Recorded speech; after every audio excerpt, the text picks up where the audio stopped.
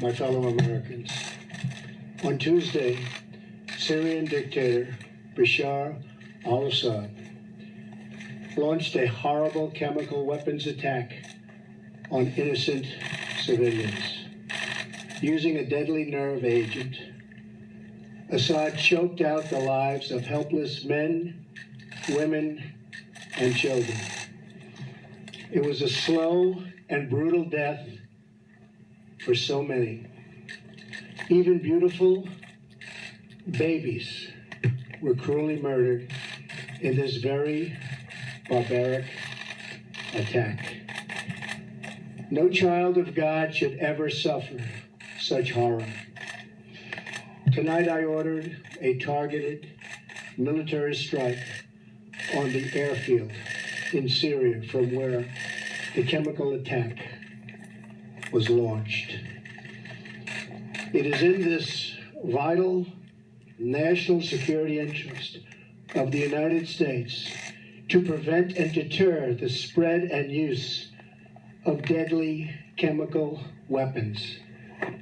There can be no dispute that Syria used banned chemical weapons, violated its obligations under the Chemical Weapons Convention, and ignored the urging of the UN Security Council. Years of previous attempts at changing Assad's behavior have all failed, and failed very dramatically. As a result, the refugee crisis continues to deepen, and the region continues to destabilize, threatening the United States and its allies. Tonight I call on all civilized nations to join us in seeking to end the slaughter and bloodshed in Syria, and also to end terrorism of all kinds and all types. We ask for God's wisdom as we face the challenge of our very troubled world. We pray for the lives of the wounded and for the souls of those who have passed. And we hope that as long as America stands for justice, then peace and harmony will, in the end, prevail. Good night, and God bless America and the entire world. Thank you.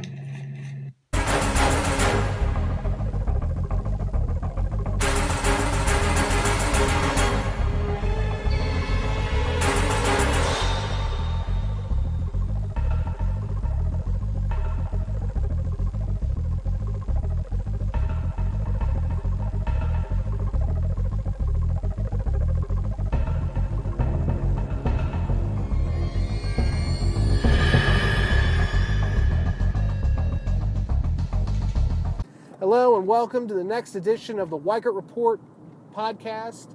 My name is Brandon Weichert, founder and CEO of the Weichert Report. Today we're going to talk about the recent attack in Syria. As you know, last night the Trump administration ordered a missile attack directed against Bashar al-Assad's forces in Syria. The attack included 50 Tomahawk cruise missiles launched from two U.S. Navy destroyers in the Mediterranean. They were, I think it was about 50 missiles. They hit a Syrian Assad Air Force airfield, and this airfield was the one that is believed to have been the site from whence the recent Assad, or suspected Assad, chemical weapons attack occurred. Now, there's been a lot of talk about how President Trump has somehow violated his campaign pledges. Remember, he campaigned in 2016, vociferously opposed to the Clinton, George W. Bush, Barack Obama policies of endless war through nation building, or nation building through endless war, particularly in the Middle East. But as many others have noted, really what president did last night wasn't, first of all, that big of an issue. We did a 50 missile salvo directed at a single airfield. It was not targeting the Assad regime's leadership. It was not, a decapitating strike. It was not anything of that sort. What it was a message. And there have been several articles written on this and several excellent pieces in the media about how we should be looking at this in the context of larger geopolitics. So first of all, I don't believe that the attack was a violation of any of Mr. Trump's campaign promises. After all, Mr. Trump is a realist. He's not a neocon, quote-unquote neocon, or better known as a democratic globalist. He's not interested in spreading democracy. He's certainly not interested in nation building and going to war for humanitarian reasons, but he is interested in acting to preserve certain values that I think should be upheld. Notably, you can't use WMD. That's important, because once you start particularly letting regimes like the Assad regime use chemical, biological, or God forbid nuclear WMD, first of all, it's going to set off a chain reaction of WMD weapons proliferation in the region as Assad's neighbors feel compelled to defend themselves against an enemy that is willing to use WMD, willy-nilly, and B, it's also going to inspire other Assad regime types to say, hey, if he can use WMD to put down his quote-unquote enemies, then we can as well. And clearly the new Trump administration will not enforce previous American administrations' edicts on not allowing the proliferation and wanton use of WMD. So he's upholding actually a very important, I think, pillar of the international order. So for all of the Never Trumpkins out there, you guys should be applauding him. And to be fair, many of my Never Trumpkin friends have been. So that's that. The second thing is the larger context is well, first of all, the Trump administration keeps saying that this was a pinprick strike, that this is not intended to be anything more than we were punishing Assad. Okay, fine. I actually think if that's the case, that's a mistake. I think that this is a pristine opportunity for America to basically have its cake and eat it. Look, as I've noted at the Weicker Report, I also have an article forthcoming at American Greatness on this. The United States has been in severe contention, to say the least, with the Assad regime since its founding. Hafez Assad took power in the 1970s in a coup. He ousted his old friend, the president of Syria, and the man, I'm forgetting the name, Jalal, I think was his first name, but that man was put in a famous prison in Damascus, where he was from 1970 until 1993, when he died of a quote-unquote heart attack. Pretty suspicious. So we've not been friends. And in the 1980s, the Syrians really buddied up with the Iranians, and that relationship has remained solid. When Bashar al-Assad took over in Damascus, there was hope, as there always is when a new dictator assumes power from a previously anti-American one. There was hope that Assad, since he was lived in the West, and he was a very successful eye doctor in a very posh part of London, and that he lived away from his father's mania, that he might be some kind of reformer. Of course, those hopes were quickly dashed. Assad is, like Kim Jong-un, a genocidal dictator, a maniac, and what's more, he's not particularly effective. Kim Jong-il and Kim Jong-il's father, Kim Il-sung, were able to pretty much hold their positions of power effectively. Kim Jong-un has had problems because I think that he's very or maybe even if you want to be generous, two-dimensional in his thinking. Second of all, in much the same way, Bashar al-Assad assumed power from his father. He was not the first choice of his father. His father's first choice was Bashar's older brother, Basil. Basil was murdered, or rather killed in a car accident in the 1990s, which prompted Bashar Assad to look elsewhere. He had no choice but to turn to his son, Bashar, because the only other option was Rifaat Assad, who was Bashar's brother, who attempted to seize power in a coup in the 1980s. And if it was not for the intervention of Bashar and Rifaat's mother in the 1980s, brokering a peace deal between the two brothers at their childhood home outside of Damascus, which is just, it sounds like a dark comedy, honestly, Rifaat would have been killed. Rifaat was sent to, he now spends his time, I believe, living in Monaco and part of the year in Spain. The rumors in 2013 were that he was trying to put together a deal with the Saudis that would basically see him become the next replacement for Bashar, since the civil war was tearing apart Syria. But Rifaat has not been heard from. So, Bashar and Kim Jong-un have that in common. They are not really effective at, they're basically, pissing on the fire hydrants. They're pissing off everyone around them. America, 2 days before Bashar al-Assad did this chemical weapons attack, America, Rex Tillerson, Secretary of State, had intimated that America was no longer seeking the Assad regime's overthrow, that we could live with Assad because it was a lesser of two evils for our interests. Remember, America first is what President Trump campaigned on.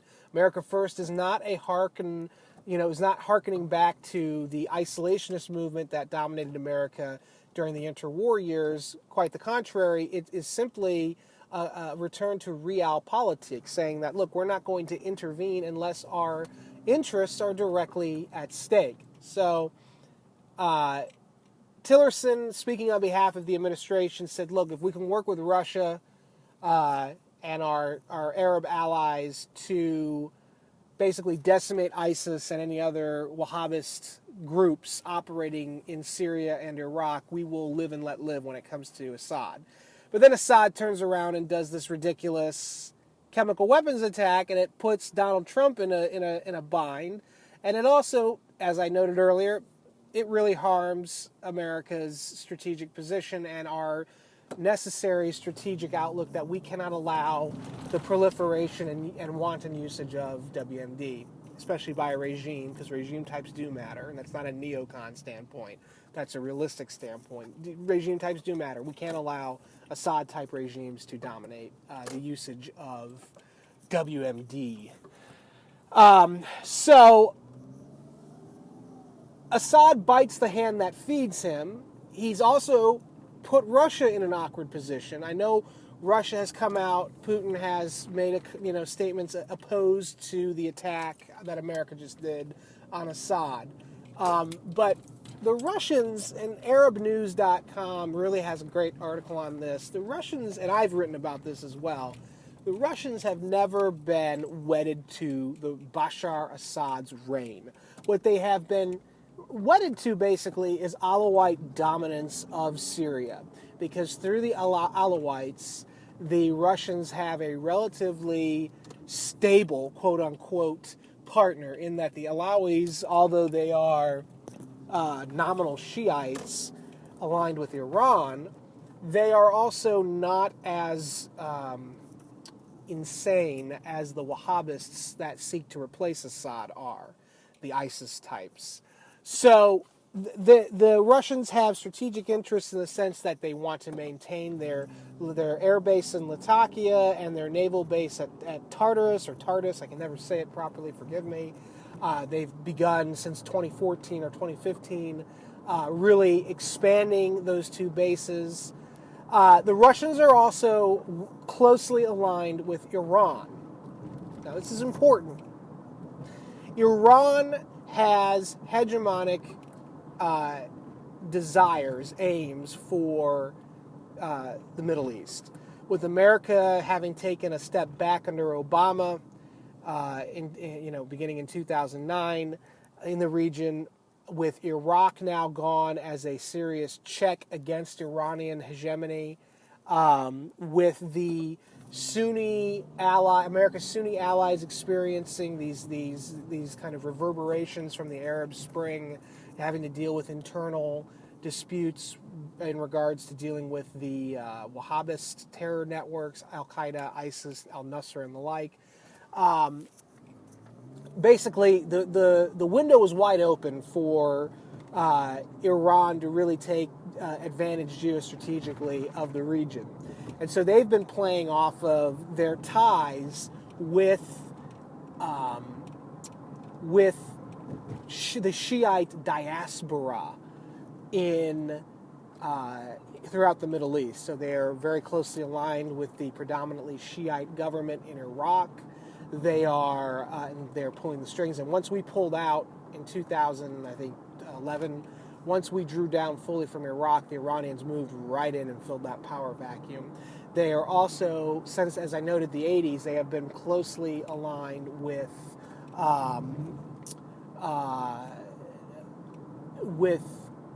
Assad regime, and they use Syria as a shooting off point, if you'll pardon the expression, for greater forays into Israel. They are the leading state sponsor of Hezbollah.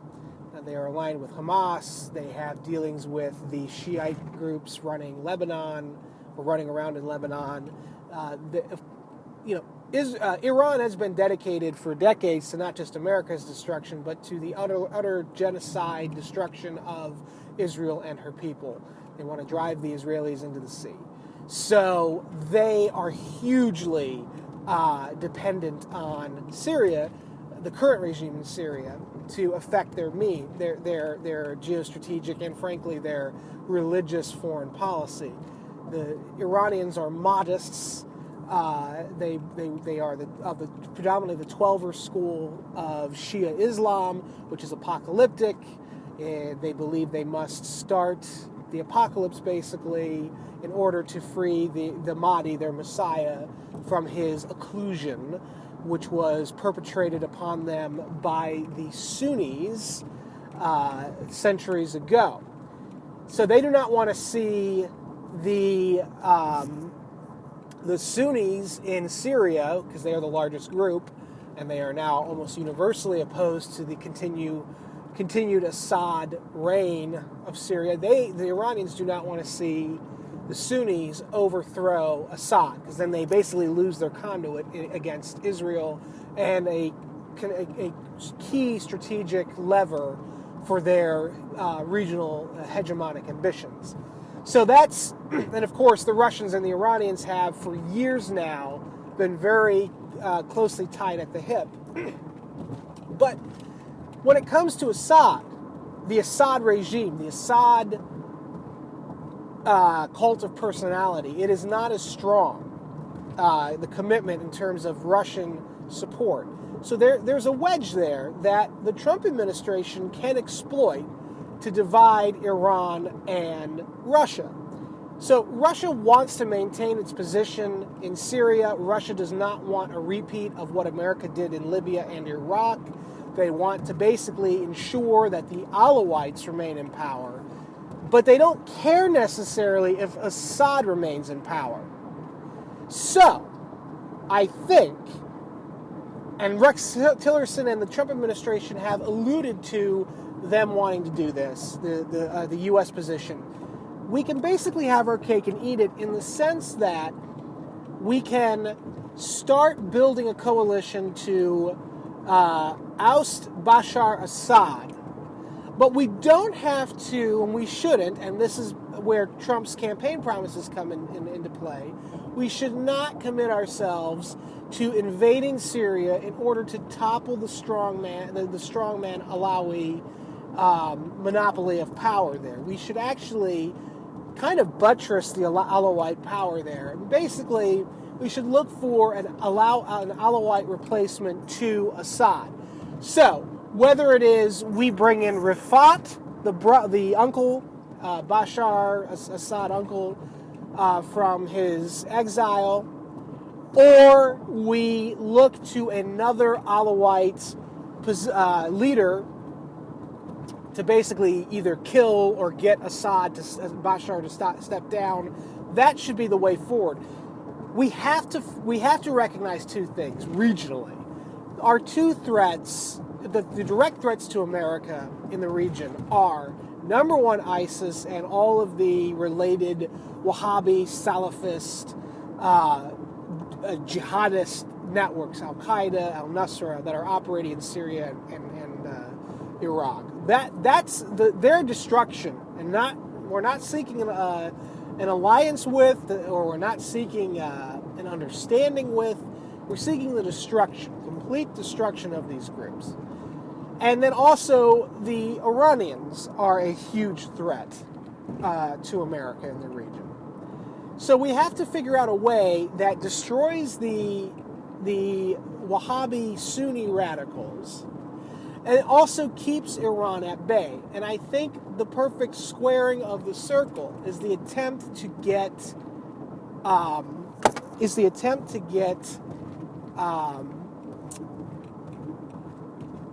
the Russians to recognize that we are not seeking to replay Libya or Iraq in Syria.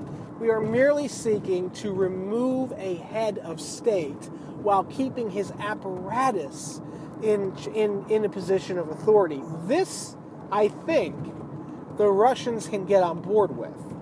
And I think that this is where the larger picture comes into play geostrategically. Using the Russian close relationship with the Assad, the Alawite regime in Syria, using them, basically pushing Russia to get rid of the person we don't like running the Alawite regime in Syria, mirrors that which the Trump administration has been trying to do by getting China to remove Kim Jong-un in North Korea. We don't want to use U.S. or American allied forces to topple the Assad regime and basically try to nation build in Syria. We also don't want to leave a power vacuum that the ISIS and other Wahhabi groups will be able to use to try to build a caliphate from Damascus. We need to be able to use Russia to basically tell their buddies, their Iranian friends, that, hey, look, Assad needs to go. And then also to tell the Alawites that, hey, look, America wants Assad gone, but we're not going to remove the Alawite ethno-religious ruling class the way that the Sunni minority was removed from power in Iraq, or the way that those aligned with the Tuaregs in Libya with the ouster of Gaddafi were removed. It's a complex scenario, but if the Trump, by attacking Assad's airfield, it's a signal that America under Trump is not just going to take a step back. We're not just going to rely on the status quo, and we're not just going to let the Russians run roughshod or the Iranians run roughshod over the region. That we're going to assert our will, and that, hey, look, whatever problems America's going through right now, we still have the greatest amount of power, and we will assert ourselves when we feel it's necessary. And so it would behoove the Russians to use their great power status to get their allies in the Alawite sect to recognize that Assad must go. The Alawites can retain their position in power. We're all in this fight against ISIS and Al-Qaeda and the like. Oh, and by the way, Russia will be able to use their status as Iran's benefactor to get the Iranians to back off in their commitment to the Assad family's, or Bashar Assad's, grip on power. This is an equitable solution, and it will lead to a resolution of this interminable conflict that has been made so by the inability of the previous American administration under Barack Obama to act decisively and or cogently on this issue. And again, it will signal to the Chinese who are currently meeting with Donald Trump at Mar-a-Lago that we will use our military might in strategic endeavors. So it behooves the Chinese, unless they want an American force knocking out the Kim Jong-un regime in Pyongyang, uniting, which is what will happen, uniting the Korean Peninsula under the democratic South, and thereby putting a large permanent American and Western force right across the Chinese border from the Yalu River. Unless they want that to become a reality, and unless they want to deal with the massive refugee problem that's going to occur should the U.S. Topple the Kim Jong-un regime, then the Chinese should look to the Russians, how the Russians will have to deal with Syria. They should look to the Russians and take a page from their book and say, hey, look, if the Russians can get, along with the Iranians, can make a deal over a contentious issue like Syria with the U.S. and still not go into a world war against the U.S., we have the opportunity to do something similar. And that's really the only play here. The ruminations that this was just a one-off strike by the Trump team as a reaction as opposed to a response, which is a key distinction. If they are true, I hope that the Trump administration leadership listens to this podcast, reads other things that other people have written, and takes inspiration from this. And if it is something more on their part, that this was an actual response to the Assad chemical weapons attack, I hope that this is the opening salvo of a long-running, both military and diplomatic, coercive diplomatic resolution to Assad. Assad really should go.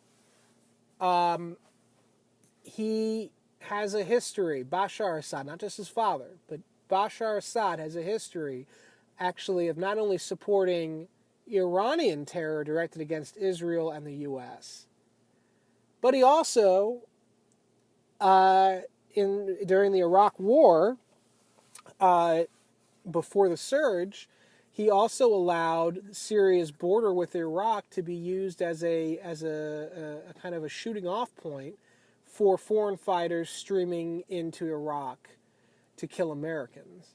Al-Qaeda in Iraq under Zarqawi, when the surge occurred in 2006, was busted into 1,000 shards, and the remnants sought and found refuge just across the border in Syria. The notion that, and they were there, by the way, until 2011, until Assad realized that jihadists were looking to topple his regime. And it's important to note that the Syrian civil war did not start the opposition to Assad in much the same way that the opposition to the Soviet Union in Afghanistan, or the opposition to Gaddafi in Libya. The opposition to Assad did not begin with jihadists, or the opposition to even Mubarak in Egypt did not begin with jihadists. It actually began, in the case of Syria, it actually began after a group of teenage boys were viciously tortured by Assad's security forces. They were 12 years old because they wrote anti-Assad graffiti on the walls of their school. That's what ignited the protests in 2011, and it was also feeding off of the wave of protests sweeping across the Arab world, the Arab Spring, which has now become an Islamist winter. Of course, just like in Egypt, just like in Afghanistan through the 90s, just like in Libya, the not necessarily jihadi anti-American forces that ignited the rebellion were quickly consumed or appropriated or killed by the much more organized jihadi forces, many of whom are foreign fighters. And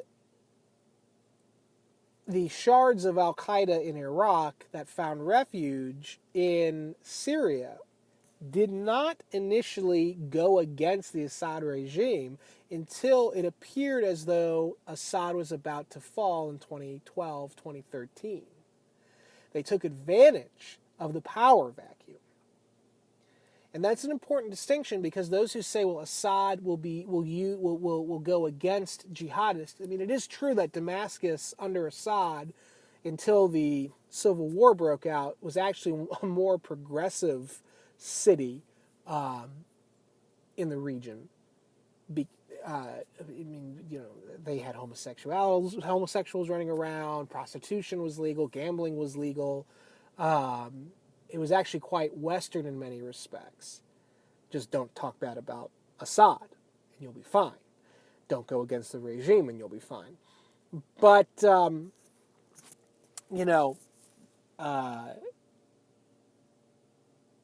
ultimately, Assad, as long as you didn't do anything against him, he left the jihadists that he knew were living in Syria alone. Now, part of that it's the same reason why the Saudis, a lot of times, and the Pakistanis leave their radicals alone. It's because there's a lot of them, and their grip on power is already tenuous at best, and they don't want to have to upset the cart by going after jihadists too viciously. But, and so I think part of the reason why Assad was allowing his territory to be used by, the foreign fighters during the Iraq War, on top of the fact that he doesn't like America, I think it also was because of the fact that he was trying to push as many jihadists out of Syria to get killed in Iraq as possible. But the fact is, Al-Qaeda in Iraq existed for a long time on the other side of the border in Syria, and they were left alone. And it wasn't until they actually took up arms against Assad that they became a problem for Assad. And so those who say that Assad is a definitive, opponent to jihadism, setting aside his support of Iranian jihadism against Israel predominantly, I'm a little bit more skeptical, and so I actually think that we might actually do well by getting rid of Assad. The notion that Assad, however, his removal is essential, as the neocon Never Trump types are saying, the Max Boots of the world, that his removal is essential if the U.S. is to, defeat ISIS. I don't see that either, though. I don't agree with that at all. I do think there's a way forward, and I do think that there's a way the U.S. can have its cake and eat it. And that is, by basically, doing what I have advocated in this podcast. We must use Russia to keep the Iranians at bay, and to signal to the Alawites that don't push back too hard against America, because it's not seeking your regime's destruction. It's just seeking the removal of your head of state, which can be easily replaced with another strongman. There will be no imposition of democracy. Just don't use chemical weapons anymore. And then, of course, the signal is to China to do the same with North Korea. Trump clearly will not, if China acts, the Trump administration will not push going to war with the North to replace the regime there, as much as it would make everybody feel better, with a pro-America, democratic, westernized one. So that's what's at play here. And I hope I've given you, in this half hour, a little bit of insight. I'm sorry for the background noise. I'm dealing with an emergency right now, and I've been shuttling back and forth between the hospital and the office. So, thank you for your time. For the Weichert Report, I'm Brandon Weichert, and this has been my assessment on the recent Trump administration airstrikes against the Assad regime. We'll see where it goes. Have a good day, guys and gals.